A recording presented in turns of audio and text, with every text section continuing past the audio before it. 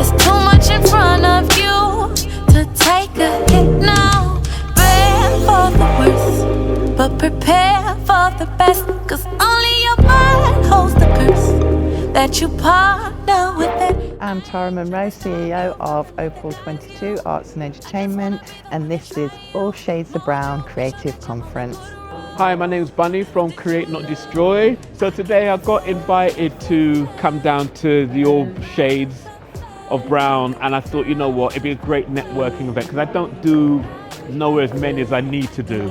And I thought, come down because I'm a strong believer of networking with other artists, so it's really good just to collaborate and meet and share ideas and see what gets everybody ticking, So I thought, yeah, definitely today would be definitely a good event for that. My name is Jo Deckham. I'm head of consultancy at Artreach. And what Artreach do, we are festival producers based in Leicester, but we also provide consultancy. My advice to any creatives is join our network, or if you can't join our network, network as much as you can, because meeting people and working with other people and sharing knowledge really helps creative people thrive, and that's what I would say you should do. Go out there and talk. I can get fly away. My first tip is to think about how, if you're fundraising for a particular project, that project can appeal to different funders, lots of different types of funders. So you might not just look to one funder for your project, you might look at your project and think, are there elements to this that could appeal to different funders? So instead of putting all your eggs in one basket and going for one big pot of money, you might look at different funders who could fund different elements of your project and kind of build up the pieces together like that. And that's kind of a better strategy because you've got a few more options to get something off the ground, and if you get one grant, it encourages other funders to give you a grant because it shows there's already a funder who's got confidence in you. So that's one of my top tips, is to think about your project and lots of different options for ways you might try and build up funding for that. And my second tip is to think of each funding bid you do as a stepping stone to the next one. So what often happens, people might get a grant, they deliver their amazing project, and then it stops, the grant ends, and you're kind of almost like off a cliff. You're like, oh, right, we've done all this amazing work, and what do we do now? So I always kind of say to people, well, if you're going to go for this project, funding bid, maybe think about what the next one will be that follows that before you even start. So you almost think about each project. Sometimes it's like a phases of the same thing. So your first grant might be just to do your research and development for that project and lay some foundations. And then you go back for your second grant and you say, okay, we've done the research and development, so we've got some really good evidence of how this project needs to work now. So you put in another grant application to make that project happen, slightly bigger scale, and then the next time you go back again and say, now we want to make it, we've tested it, we know how it works, we've got all these partnerships, we want to make it even bigger. So that's kind of how you grow things over time. You don't think of it as just one project that ends at the end of that grant. You think about how it's part of the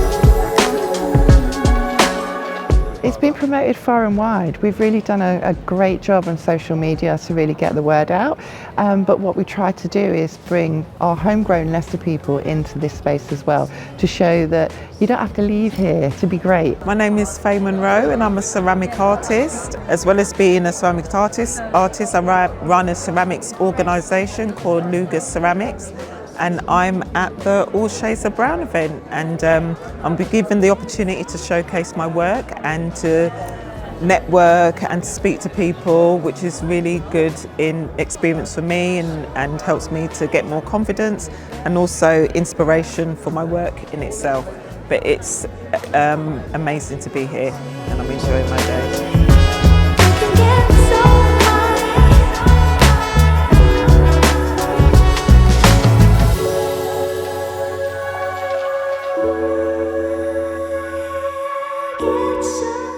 Hi, my name is Jennifer Jean Charles, and I'm here to talk about my piece Black Victorians, which is about this exhibition which you'll see in the background. It's about these portraits that I discovered in 2018 in an article on social media, and I was just completely blown away by this part of my history that I didn't really know about. So today I'm here to do a lecture demonstration. I have a piece called Black Victorians with a cast of 5 dancers, which has been touring the UK for the last 4 years. And today I'm going to be talking about that piece, why I created the piece, highlighting the 3 characters that I chose to do the piece about. And I also have one of my dancers who will be doing some of the movements and showing you a bit of the choreography, what inspired us and how we got to where we are today. It's really important. It's a story that hasn't been told. The story of black people during the Victorian era. There's very little known about it, and I think it's just so important at a conference like this, which is talking about people of a diverse background. It's really important that we bring these true stories into that dialogue.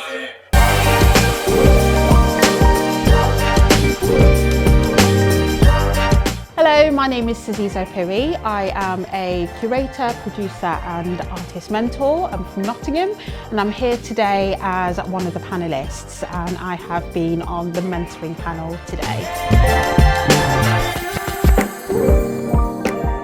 I work on mentoring schemes, so I'll be sourced. So with some mentoring schemes I might be brought onto that to work with a specific artist because they have a need, a specific need, and we kind of match.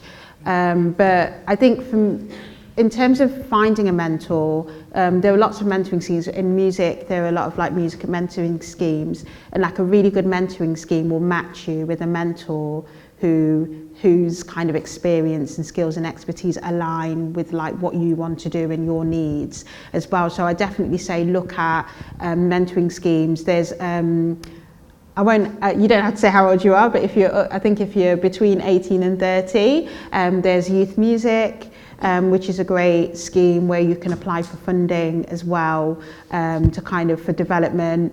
There are things like Arts Council, developing your creative practice, where you can get funding for development. And one thing that I normally say to artists, and I know there's some artists in the room that I've mentored before, is that if you do ever have the opportunity to have that funding and that money, think to yourself okay, who is a person that I look up to, who I would just love to have a one-to-one session with and learn from in a way that I can't learn from them through a podcast or a magazine article that I could pay for their time.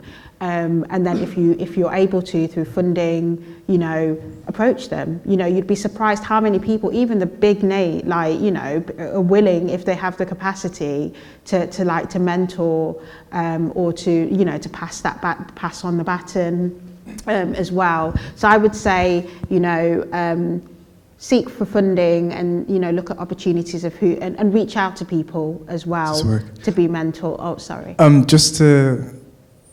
Just to elaborate on that, when it comes to approaching someone, say, drafting up an email, and you said possibly paying them for their time, how would you go about wording that? I wouldn't know where to start, really. Yeah, I think it's first of all just starting the conversation really and saying, my name's such and such, this is my practice, I'm at this stage. It's always really important to just give a little bit of an insight as to where you are and where you want support. I'd really love if it'd be possible to have some mentoring sessions with you to help me with this, whether it's a project or just kind of your professional development, and then kind of see what happens. But I think it's good to make it clear. I think that, if there is the capacity, they'll pay for the time. Some people will mentor you for free, but I think it's just that initial conversation of, I'm looking for a mentor and I'd really like to see if there's capacity for you to mentor me as well. So don't feel afraid, and I think if you ever do get like big wads of funding, I always say to people, think of those people who would normally be unreachable if you didn't have the funds to be able to approach them. Today has gone really, really well. It's so nice and so heartwarming to see so many people who are willing and committed to really making things happen for their creative practices, to see conversations happening, people attentive, like really willing to learn. It's great to see the work, to see this project come to fruition. For Opal, you can see all of the hard work, all the details, you know, all of the considerations that have gone into this event. And yeah, it's just great to see, you know, creatives coming to the space, making connections, and I'm excited to see what comes out. 100 reasons to leave the party, but I will not. Got a lot of meaning to get to you when I'm in a spot. Thought about what's the season, oh yeah, it's summer, feeling so hot. I could burn in my slumber, turn the lights off and let the beat drop. I'm the meanest rapper, meaning I feed on rappers a lot. I'm obscene, I need not encouragement, this is the courage I got. Got a buzz going, so people heard of me, then I pop. Kinda was going, how you gonna tell me I gotta stop? Start another trend. What brings me here today, I mean, obviously because it was all shades of brown, was an attraction. These events don't happen very often, and I've met loads of people today. And I think what's really important is that, you know, for me, even though I work in Derby, you know, Leicester's my town, so I've connected lots of people in Leicester. I've said that I know people, I know how people can help them, and just to be able to help really in any way I can. My name is Kwesi Johnson, and I'm the Creative Director of the Cultural Assembly. And what brought me here today, I gave a workshop about decentralising the arts, entertainment and culture. I think what I was delivering today, it's been really valuable for people to understand that there is another way other than the F word. That's not a swear word, it means funding. We thought you should know, hands held high, raise them up to the sky. Just before I graduated, I was made homeless. 2 local authorities were fighting over whose responsibility it was to rehouse me and pay for my care. But, and also up to that point, just to give you context, I hadn't created anything relating to being disabled or the disabled experience. But around the same time, I discovered what a producer was, someone who could help me write an application to the Arts Council to get funding. So we put an application in, got the grant, but I could have made something totally different. But I decided to make work about the experience of being made homeless. That was my first kind of way in. My name is Christopher Samuel, from Leicester. I'm an artist, and I was talking on the panel today about accessibility. I think it's a brilliant event. I think it's one that's much needed for people of colour, space for them to kind of connect, upskill and see possibilities. Ooh, this is the love and the flow that I live by. Just realize what it is and pass it by. So don't be shy to get high. Got this green for the goodbye. Don't hold back on this new fly. I can get fly, fly, fly. Fly, fly, fly. I can get fly, fly, fly. Fly, fly, fly. I can get fly. Give us a little bit of a context as to environmental sustainability or the problem in the arts sector. I think there's a lot to unpack there, to be honest. I think that is a very broad, general question. All right, choose one area for now, Brandon. Well, no, I'm actually going to try give an umbrella, because I think, you know, people categorize everyone, right, and pigeonhole. So say this is the creative arts. That includes painters, that's sculptors, that's musicians, that's fashion, and I think that's one of the issues of why we have got to this place in the first place, right?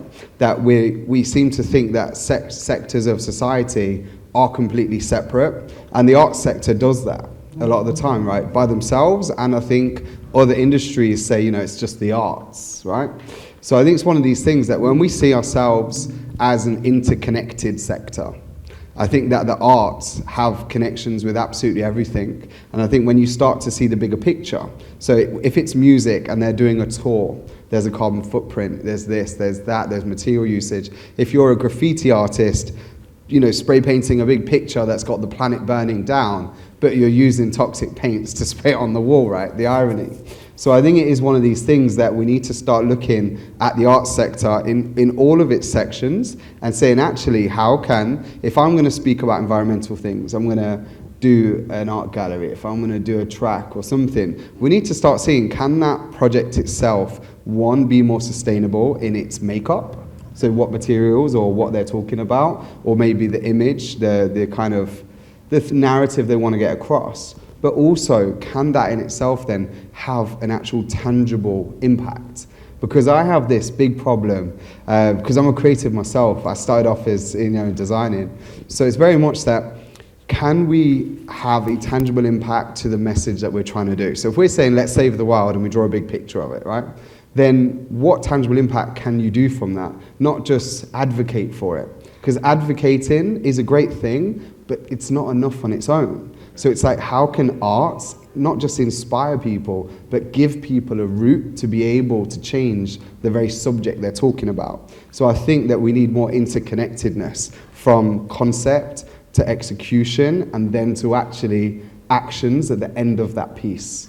So one of the things that we do at Julie's Bicycle, so if you ever work for a national portfolio organisation, so an organisation that gets regular funding from Arts Council England, is they have to report their carbon data to us every year.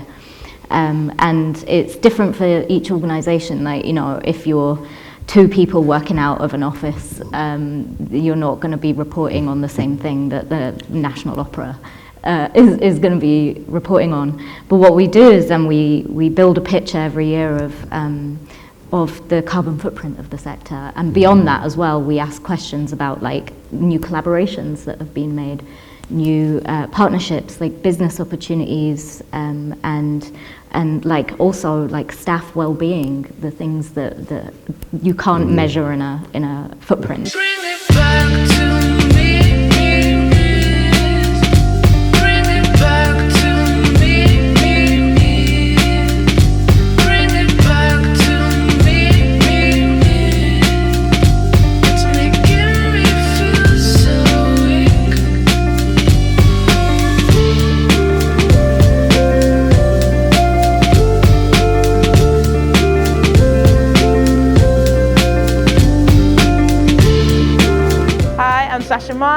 I'm a fashion storyteller. I'm mainly focused on fashion design and film. So why I do what I do is the stories, it's the people, it's the community. That's why I claim to be a storyteller, because to me, what's important is about putting out the designs and the work that will impact the people that I love most. And what I'm really happy about is I was able to showcase One and All Black Ballerinas, which speaks to the ballet community and how Black people are still pushing to be seen there, but they're still enjoying it and they're still loving what they do.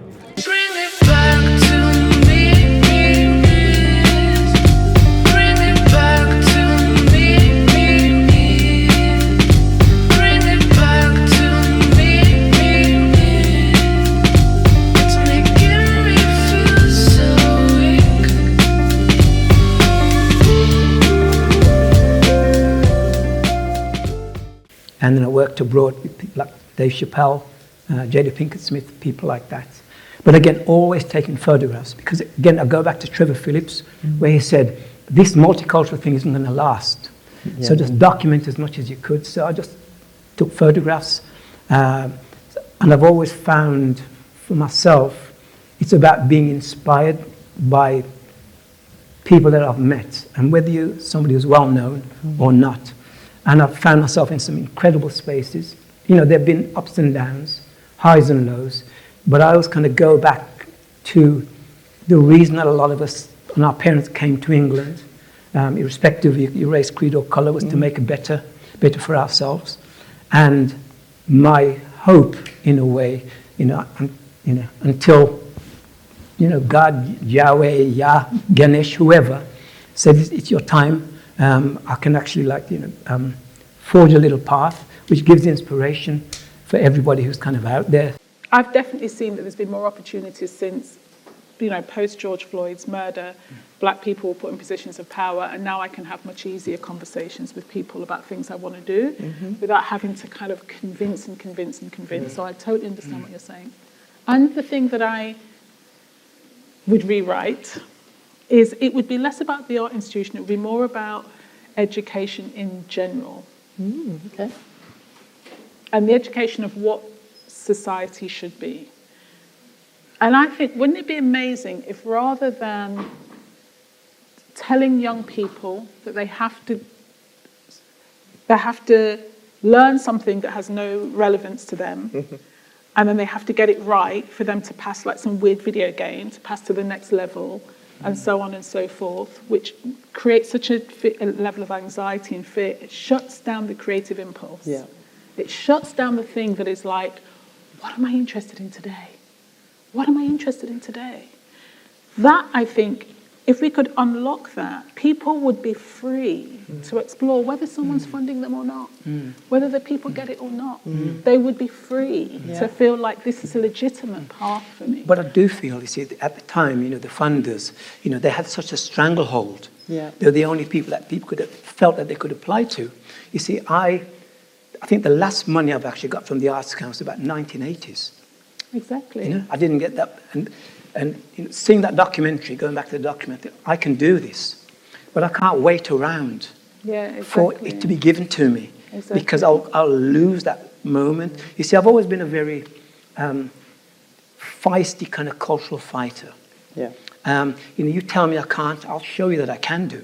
Now, if you have enough people doing the same thing, you have a kind of cultural army that are kind of forcing its way. But But I suppose my question though is, Pogus, is if the creative impulse is reliant on someone else saying yes, that to me is the thing I'm breaking in my own head. I am breaking that decision because I think that actually your path is shown and my path is shown is even when there's been nothing, we try to do something. That's what I'm saying. And so I think that's the thing I would like to say. Whatever the Arts you don't need Council it. is doing is the Arts Council's exactly, you don't need it. You actually don't need it because, maybe I wouldn't explain myself properly, but it was felt that the only way you could move forward was by applying. And if you put in the application and then you didn't get the funding, you can't do it. But do you think that you can't do it anymore? I've got to open it up for questions. I'm kind of enjoying the conversation, but I do think that is why you are sat here. That's why, because it takes a certain kind of person that doesn't accept the no's, that doesn't accept the no, we didn't get that, and you just keep going, you just keep going, you just keep going. Yes. Some people haven't got that, or don't have that push, that drive. I don't know what you call it. I don't know whether it is the drive or a push, but once one door closes, it's like, okay, let me go and find something else. Don't give up. Just keep going. Take your time. Don't rush. Make sure you learn properly and get as much experience as you can. But please don't get up when you think that it's not happening. You just got to persevere and it will happen. If you've got the passion, if it's something that you want to do, just keep going and just gather as much experience and go to events and, get yourself out there, do the fairs. You start small and just build up. Someone said to me, just make the next one be a better one that you do. So you start small and you just keep building and doing bigger ones, but just keep going. And if it's something you want to do and you've got the passion, you will get there. Any words of wisdom? Just keep doing, never stop. And I always think, always find like-minded people. I think that's really important. Find the people who are similar to you and gravitate to yourself. Yeah. If I had any advice for creatives that are coming to this event or this sort of event that might feel a bit stuck or not know where to go, just strike up a conversation. Speak to someone. You never know who that person is that you're speaking to. That person could be your next commissioner, collaborator. So just start that conversation. The advice I would give to aspiring practitioners is take a risk, because you never know what is on the other side. And I know that it sounds cliche, but I think on the other side of nerves or difficulty, there's always something positive. Yeah, if you're starting out, understand that as an artist, you are the most important part of the industry. You have the artist, you have the audience, and every job in between is to bring those two things together. Without the artist, the audience is not there because they're not an audience, because there's nothing to watch. But without the audience, the artist will always be the artist. You are the most important part of the industry, so it's up to you to be able to share with the industry what it is that you do. Don't think locally, think globally. We've got one of these, most of us got one of these, which gives us access to 5.3 billion people. You can go for local funding, think about global funding. You are the reason why people invest in you, because you are the individual. Not and comparing yourself to somebody else, don't use comparisons, just be you, do your work and find your tribe, because there's 5.3 billion people waiting for you to turn up and to tell you they love your work. Not all of them, some of them. Yeah, what I would say to up-and-coming creatives is to not be afraid. I know it sounds very cliche, but being fearless and just doing things without thinking sometimes pays off. I think if someone gives you an opportunity, and as long as it fits your sort of belief system, going along and saying yes and just trying out and see what comes is always beneficial. You never know who you're going to talk to or connect with that can help you.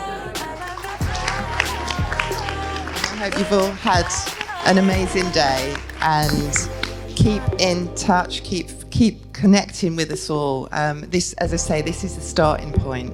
This is something that we've put together. It's something that I've had in my mind for quite a long time. I know some of you, when all those years back when I worked at City Galleries and we were doing the Open, and I was explaining it to one of the artists the other day, that there was people bringing in works, and when I was looking at the work of the people of colour, the people that looked like me, they weren't being chosen to go into those gallery spaces. And the only thing I could put it down to is because they hadn't come from the same spaces that I was in, and they didn't see it in the same ways that I saw it. So I've always wanted to create something that was there for us and understood us. So this is the first part of it. Stay in contact. We will be doing sessions on a monthly basis as well.